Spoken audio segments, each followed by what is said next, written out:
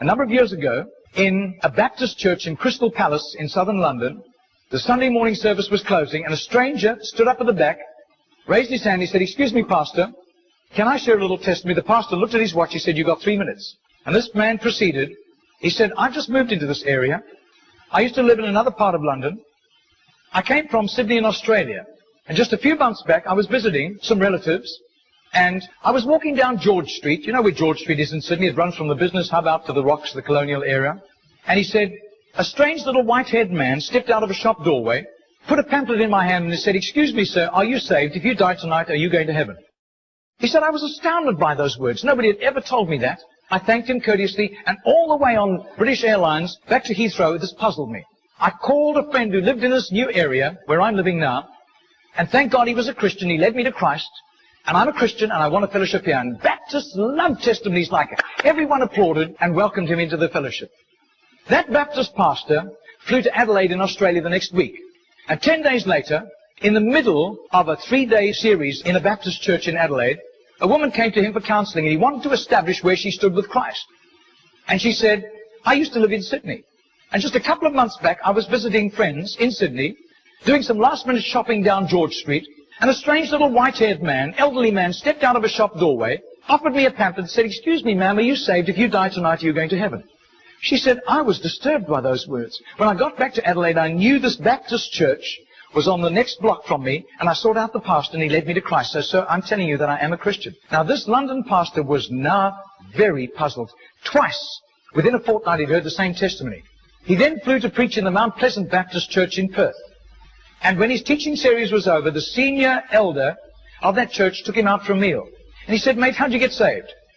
He said, "I grew up in this church from the age of 15 through Boys Brigade. Never made a commitment to Jesus, just hopped on the bandwagon like everybody else. And because of my business ability, grew up to a place of influence. I was on a business outing in Sydney just 3 years ago, and an obnoxious, spiteful little man stepped out of a shop doorway, offered me a religious pamphlet, cheap junk, and accosted me with a question. 'Excuse me, sir, are you saved? If you die tonight, are you going to heaven?' He said, I tried to tell him I was a Baptist elder. He wouldn't listen to me. He said, I was seething with anger all the way home on Qantas to Perth. He said, I told my pastor thinking he would sympathize with me, and my pastor agreed. He had been disturbed for years, knowing that I didn't have a relationship with Jesus, and he was right. And my pastor led me to Jesus just 3 years ago." Now, this London preacher flew back to the UK and was speaking at the Keswick Convention in the Lake District. And he threw in these 3 testimonies. At the close of his teaching session, 4 elderly pastors came up and said, "We got saved between 25 and 35 years ago, respectively, through that little man on George Street giving us a tract and asking us that question." He then flew the following week to a similar Keswick Convention in the Caribbean, to missionaries. And he shared the testimonies. At the close of his teaching session, 3 missionaries came up and said, "We got saved between 15 and 25 years ago, respectively, through that little man's testimony and asking us that same question on George Street in Sydney." Coming back to London, he stopped outside Atlanta, Georgia, to speak at a naval chaplains convention. And when his 3 days of revving these naval chaplains up, over 1,000 of them, in soul winning, the chaplain general took him out for a meal. And he said, "How did you become a Christian?" He said, "Well, it was miraculous. I was a rating on a United States battleship, and I lived a reprobate life. We were doing exercises in the South Pacific, and we docked in Sydney Harbour for replenishments. We hit King's Cross with a vengeance. I got blind drunk. I got on the wrong bus, got off in George Street, and as I got off the bus, I thought it was a ghost. This elderly, white-haired man jumped in front of me, pushed a pamphlet in my hand, and said, 'Sailor, are you saved? If you die tonight, you're going to heaven.' He said, the fear of God hit me immediately. I was shocked sober and ran back to the battleship, sought out the chaplain. The chaplain led me to Christ, and I soon began to prepare for the ministry under his guidance, and here I am in charge of over 1,000 chaplains, and we're bent on soul winning today." That London preacher, 6 months later, flew to do a convention for 5,000 Indian missionaries in a remote corner of northeastern India, and at the end, the Indian missionary in charge, a humble little man, took him home to his humble little home for a simple meal. And he said, "How did you, as a Hindu, come to Christ?" He said, "I was in a very privileged position. I worked for the Indian diplomatic mission, and I traveled the world, and I am so glad for the forgiveness of Christ. and his blood covering my sin, because I'd be very embarrassed if people found out what I got into. He said, one bout of diplomatic service took me to Sydney.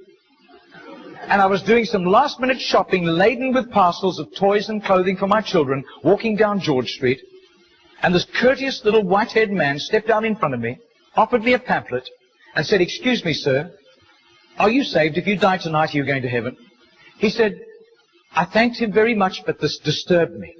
I got back to my town, I sought out the Hindu priest, and he couldn't help me. But he gave me some advice. He said, just to satisfy your curious mind, nothing else, go and talk to the missionary in the mission house at the end of the road. And that was fatal advice. He said, because that day the missionary led me to Christ. I quit Hinduism immediately, and then began to study for the ministry. I left the diplomatic service, and here I am, by God's grace, in charge of all these missionaries, and we are winning hundreds of thousands of people to Christ. Well, 8 months later, that Crystal Palace Baptist pastor was ministering in Sydney, in Gaynor, southern suburb of Sydney. And he said to the Baptist minister, do you know a little man, an elderly little man, who witnesses and hands out tracts on George Street? And he said, I do. His name is Mr. Gaynor, G-E-N-O-R. But I don't think he does it anymore. He's too frail and elderly. The man said, I want to meet him. 2 nights later, they went around to this little apartment, knocked on the door, and this tiny, frail little man opened the door. He sat them down, made them some tea, and he was so frail he was slopping tea into the saucer as he shook. And as he sat with them, this London preacher told him all these accounts over the previous 3 years. This little man sat with tears running down his cheeks.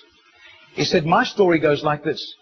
He said, I was a rating on an Australian warship, and I lived a reprobate life, and in a crisis, I really hit the wall, and one of my colleagues, whom I gave literal hell, was there to help me.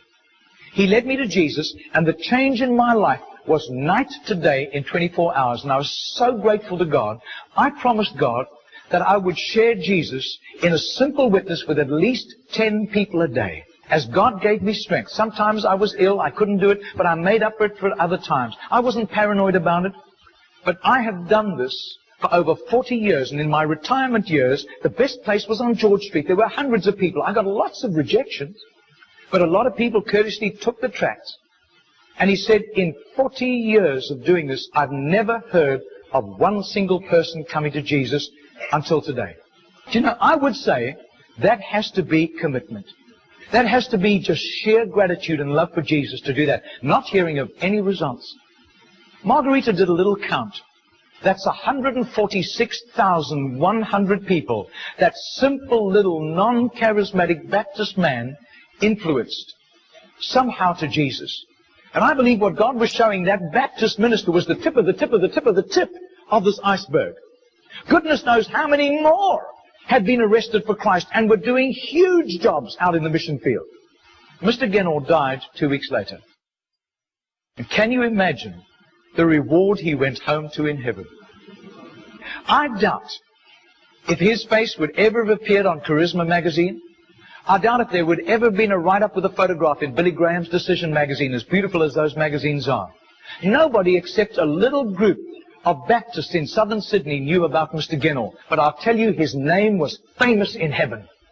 Heaven knew Mr. Gaynor. And you can imagine the welcome and the red carpet and the fanfare he went home to when he arrived in glory.